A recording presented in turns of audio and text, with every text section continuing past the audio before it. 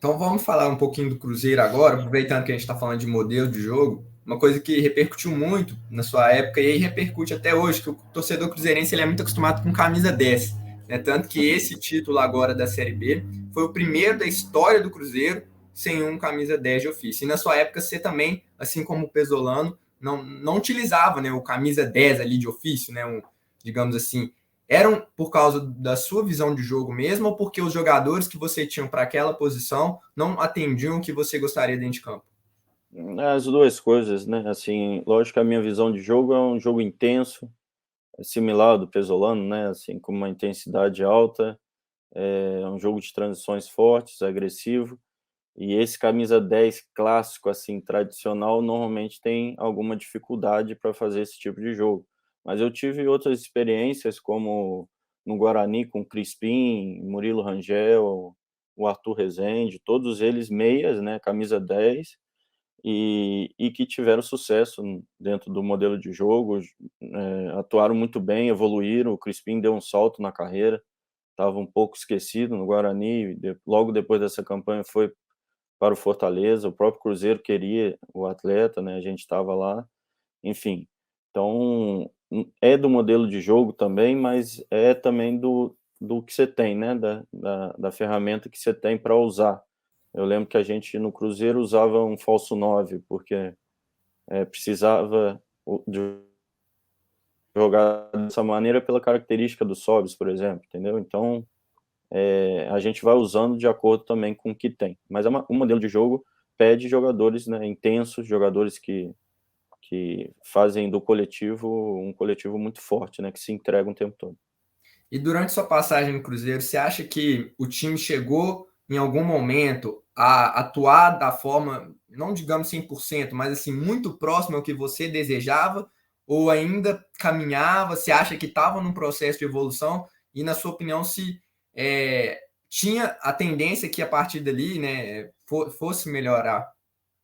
Ô Samuel, é engraçado, né, porque quando o clube está num momento conturbado, o treinador é uma peça, né, uma peça importante, mas não deixa de ser só uma peça, né, num todo um contexto. Acaba que as derrotas e vitórias hoje somatizam muito em cima do treinador, né, da figura do treinador, mas não é, o treinador não é essa, não tem essa força toda.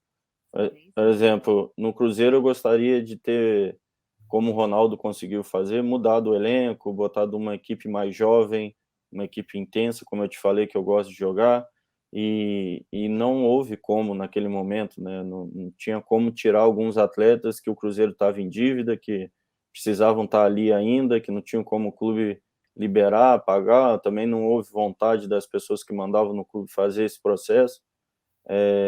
E o Ronaldo no ano seguinte faz exatamente tudo que a gente falava, né? Sem o Mudou tudo, poder né? de fazer, mudou tudo, tirou, botou as peças, jogadores novos, né? Botou um time intenso, jovem, e que é o que o futebol moderno e a Série B principalmente pede, e conseguiu os resultados. A gente tentou fazer a mesma coisa, viu, Samuel?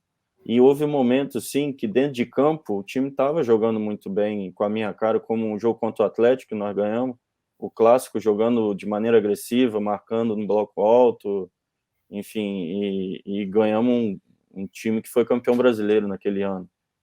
A semifinal contra o América, o primeiro jogo, até os 34 do segundo tempo, a gente está ganhando a partida de 1-0 no primeiro jogo, e aí tomamos a virada no final do jogo, mas fomos bem no jogo, fomos até melhor que o América naquele jogo, e o América com tudo isso que a gente fala, né, elogia de um processo a longo prazo, de um baita time, um baita elenco, com a figura do Salum por trás, um clube do jeito que, do momento que estava. Então, assim, assistindo os jogos hoje, que eu assisto, aproveitei esse tempo parado para assistir os jogos do América, do Cruzeiro, do Guarani, enfim, você viu a equipe dentro de campo jogando com um padrão bem legal e contra equipes fortes, né? No cenário nacional, o América e o Atlético naquela época estavam na Série A e duas equipes muito fortes.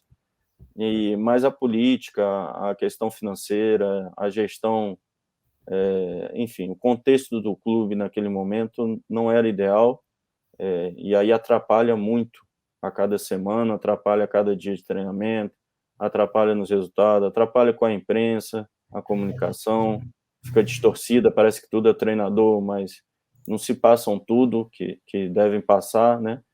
Aí você vê um clube hoje que paga em dia, um clube hoje que mudou o elenco, né? Trouxe peças novas, fez um time intenso e com a grandeza do Cruzeiro voltou à Série A com tranquilidade. Esse era o segredo, esse era o caminho. Felizmente a gente não conseguiu fazer, tinha vontade de fazer, né? Por ver um clube como o Cruzeiro voltar à Série A e fica feliz também do clube ter conseguido, através do Ronaldo aí e das pessoas que gerem o clube para ele, ter conseguido colocar o Cruzeiro num caminho correto e tomara que continue, que o Ronaldo cumpra com as coisas que tem que cumprir, que continue pagando as dívidas que ele assumiu também e os salários em dia, e que faça o clube a médio e longo prazo forte novamente. E quando você saiu do Cruzeiro, você disse que não teve autonomia, né, para completar o trabalho, assim. Foi mais em termos assim de montagem do elenco ou alguma coisa É, extracampo assim, que hoje você pode comentar mais não, abertamente? disso que é exatamente isso. Eu sempre fui muito transparente, né? Essa autonomia é exatamente isso que eu estou te falando, Samuel. A gente queria reformular o elenco, por exemplo. A gente queria tirar as peças que tinham uma idade mais avançada, as peças que tinham que estavam naquele contexto ruim durante muito tempo, então isso prejudica a cabeça do atleta. Não que o atleta seja ruim ou não tenha competência, né? Ou isso. Mas para aquele momento precisava de uma reformulação maior do elenco, precisava do pagamento em dia de salário, enfim, essas coisas a gente não conseguiu ter realmente uma autonomia e nem as coisas que a gente desejaria para dar continuidade no processo de campo, porque o processo de campo estava andando e eu te falei de 2 jogos contra equipes de Série A, o Atlético e o América, na final do Campeonato Mineiro, que demonstravam isso. Falando assim, mais dentro de campo, o que você acha que faltou para o Cruzeiro ter um desempenho melhor? Não, então, você disputar um Campeonato Mineiro, né, formando um elenco, naquela época a pré-temporada foi muito curta. Então, o processo do Campeonato Mineiro era de evolução e de construção de uma equipe. Isso nós conseguimos, mostrou no Clássico, que foi no final da primeira fase, mostrou no primeiro jogo contra o América, da semifinal, tirando os últimos minutos, que acontece, é normal, é um Clássico, e jogando contra uma grande equipe, você sustentar aquele nível de jogo que a outra equipe já está acostumada, era normal, perder para o América naquele momento, mas todo o resto atrapalha muito essa continuação, porque não era essa visão que passavam, não era essa visão que tinha dentro do clube, porque eram muitos problemas, então a gente nem saboreava essa evolução, nem conseguia ter paz para continuar esse processo evolutivo. Acho que qualquer tropeço era uma dimensão muito grande e trazia muitos problemas, porque o contexto era muito ruim. Eu cheguei a ajudar com cesta básica, por exemplo, os funcionários do Eu Cruzeiro ia que te estavam perguntar disso, quanto que os salários meses, atrasados prejudicavam? os salários atrasados, a falta de gestão profissional, de contratar certo, de contratar com um processo de escolhas coerente, enfim, várias coisas que isso atrapalha muito o processo do dia a dia, entendeu? Então foi basicamente isso que aconteceu, mas a gente fica feliz de ver as coisas que a gente falava acontecerem no ano seguinte, principalmente através do Ronaldo e a equipe dele, e o Cruzeiro está onde deveria estar há muito tempo.